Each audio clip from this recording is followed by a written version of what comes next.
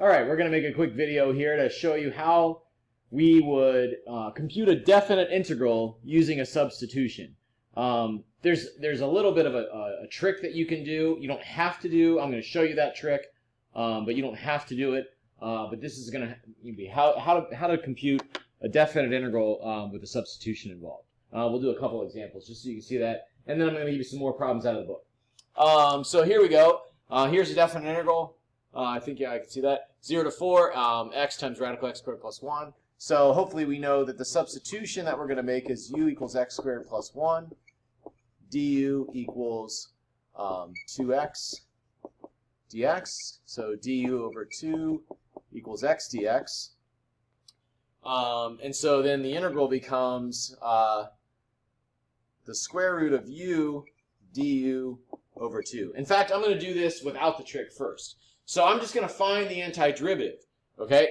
Now, one of the things that we have to be cautious about here is this integral right here from 0 to 4, those are values of x. So it would be inappropriate to put 0 and 4 on this integral right here. Right now, we're using this substitution in order to find the antiderivative in terms of x, okay? In a minute, when I do this another way, we'll change the bounds and create a whole new problem. But we'll wait and get back to that. So let's finish this off and find the antiderivative in terms of x.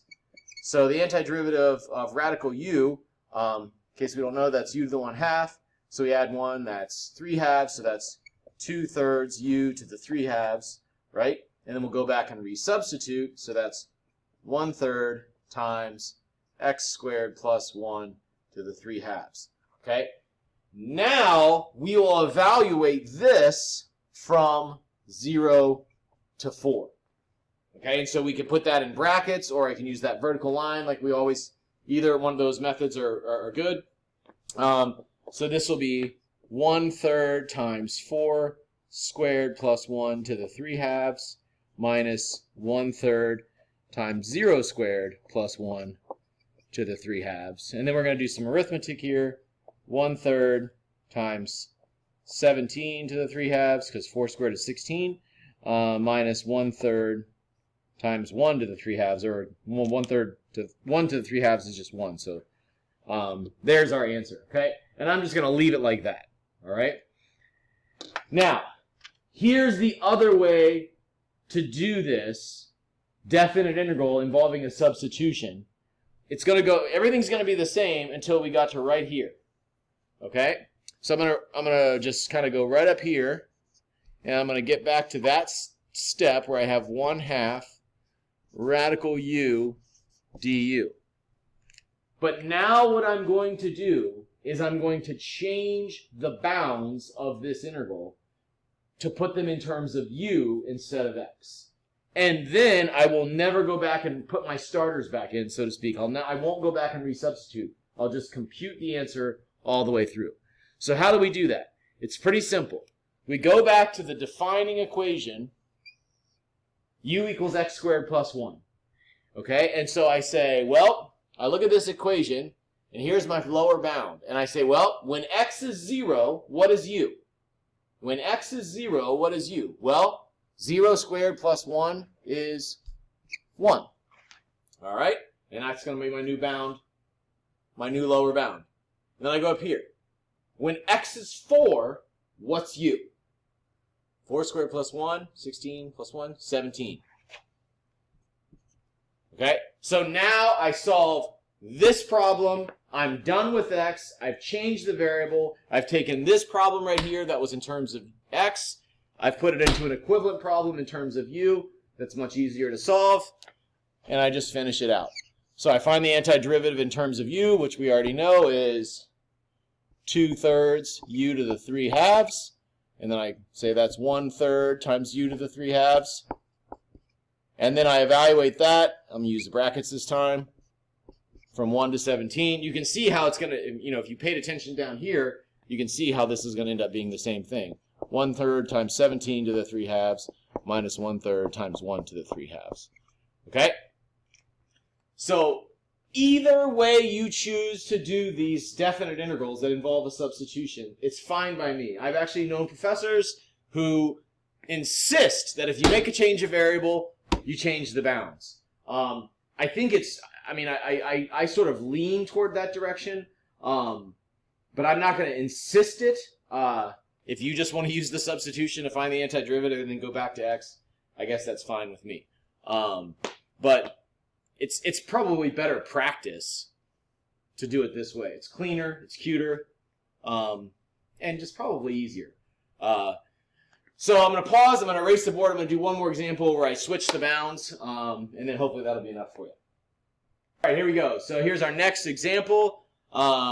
Integral from 0 to pi over 4 of sine cubed times cosine. All right, and so now we're going to change the bounds on this. We're going to do a substitution and change the bounds and put this problem solely in terms of u and forget about x altogether. Okay, so the substitution is going to be, if you don't notice, substitution is going to be sine of x. So du is cosine of x dx, which is that's what we have there. So this ends up being an integral of u cubed du. But now I'm going to change the bounds. So here we go. I go up here to this defining equation, okay, and I say when x equals 0, u equals, so when x equals 0, what's u? It's the sine of 0. The sine of 0 is 0. And then when x equals pi over 4, what's u?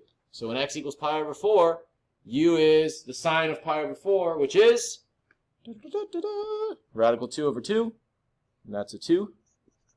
So now my integral down here is 0 to radical 2 over 2. And I'm done with all the trig. I never have to write it again. I just solve this problem, and we're good. So the antiderivative of u cubed is u to the 4th over 4, and evaluate that from 0 to radical 2 over 2. So that's going to be radical 2 over 2 to the 4th over 4 minus 0 to the 4th over 4. Technically, that's an answer. It's not in its simplest form. We could probably clean this up. I'm going to take a guess and guess that a lot of you might sort of be afraid to simplify this first term. The second term is pretty easy to simplify because that's 0. But let's go ahead and simplify it. So I'll go up here. So I've got radical 2 to the 4th power. What is that? That's radical 2 times radical 2 times radical 2 times radical 2. That's 4. And then 2 to the 4th power is 2 times 2 times 2 times 2. So that's 2 times 2 is 4, times 2 is 8, times 2 is 16. So that's 4 over 16 divided by 4, or 1/4 divided by 4, or 1/16. Okay? So that is how you do an integral that involves a substitution that's a definite integral. Okay? That's how you change the bounds. You just go back to this defining equation, and you look at your lower bound, and you say, when x is 0, what's u? And then that goes there. And you go to your upper bound. When x is pi, what's u? Sorry, pi over 4, what's u? And then that becomes your new upper bound. And then you never go back to the original problem. So that's it. Happy Wednesday. I'll see you tomorrow, or this afternoon if you're watching this in the morning. Peace.